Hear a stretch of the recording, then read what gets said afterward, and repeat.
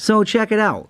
Here's the motor from a Lionel MPC era Atlantic. This came from an 8304. It's got mighty sound and steam. You can see the sound and steam circuit. There's the little resistor in there and the little actuators on the other side. And what this would do is when you hooked it up, there'd be like a light hissing noise. That's the resistor circuit. And then when the piston engaged the actuator, that would complete the circuit. You can see little copper pieces in there, and you'd get the full chugging. Well, when Lionel came out with a mighty sound and steam and whistle, these weren't compatible, and yet I bought this one from eBay. It's an 8304, and I'm going to show it to you in a minute. I wanted it because I really like the Baltimore and Ohio tender that came with it, and it would have come from the Capital Limited set that was a passenger set. But the interesting thing is, this tender has mighty sound and steam and whistle in it. And you can tell because when you look at the bottom view, you'll see there's a roller pickup on the tenders that had and that was the whistle circuit. Well, as I said, if you hooked one of these 8304 up to that, and the seller said this, the seller said that the sound and steam wouldn't turn off, it wouldn't chuff, it was just constant on, and that's because it had this circuit with a resistor in it, and it wasn't compatible with a steam and whistle. And so I wondered if there was a way that I could make it so that it was. So I looked at, I have an 8305 that came with a Milwaukee Rd passenger set, and I looked, and this part of the circuit isn't there. There is no resistor. They have it just wired so that there's, they didn't want that. Apparently Lionel got rid of the lower hissing sound when you first hooked them up. So I found a way that you can make these compatible with the sound and steam and whistle, the ones that were only compatible with the mighty sound and steam. You just take a pair of nippers and you just cut that resistor circuit right there. This is on the left-hand side of the resistor, but before this solder joint where it completes the circuit, and just kind of bend it away. And so I did that with this 8304 that I just got. I cut the resistor out of the circuit, and sure enough, it works as it's supposed to. It chuffs like it's supposed to. Because when I looked at my 8305 Milwaukee Rd, that's not in there. And so all they do is they just have the other circuit that gives it the full chuffing when the actuator is pressed. So you can make them compatible. Just cut that resistor out of the circuit and cut it right there so that it still completes the circuit across the 2 points here where the actuator is. So I thought I'd take it for a spin. As I've said before, the MPC era is really still my favorite for Lionel. It's the era I grew up in. Let me see if I can get that so it's complete. There we go. You can see it's that nice long tender that Baltimore and Ohio. I really like it. And you can see the 8304, which would be the proper locomotive because it was only supposed to have mighty sound and steam. But the only thing I can figure out is somebody swapped out the shells and put it on a mighty sound and steam and whistle. They probably put it on a Milwaukee Rd set, just swapped them out. But we've got it so it works now. And like I said, just cut that resistor out of the circuit, cut it where I showed you to, and they'll work. So here we go. We'll check it out. We'll take it for a spin.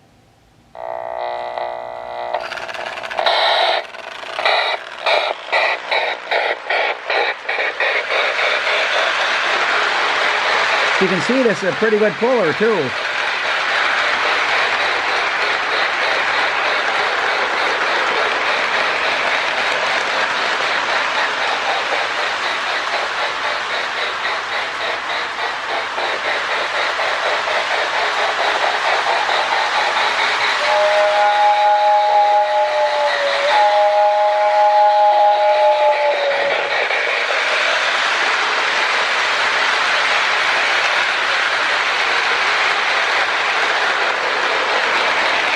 And the whistle works great. I like the sound of the MPC era whistles.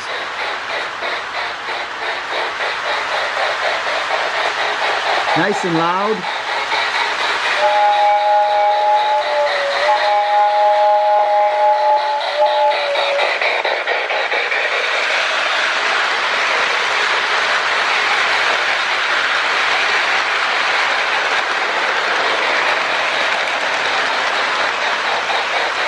The only thing I don't like with the Atlantics is I've yet to find one with a really good smoke unit in it. And they're just not the best smokers in the world.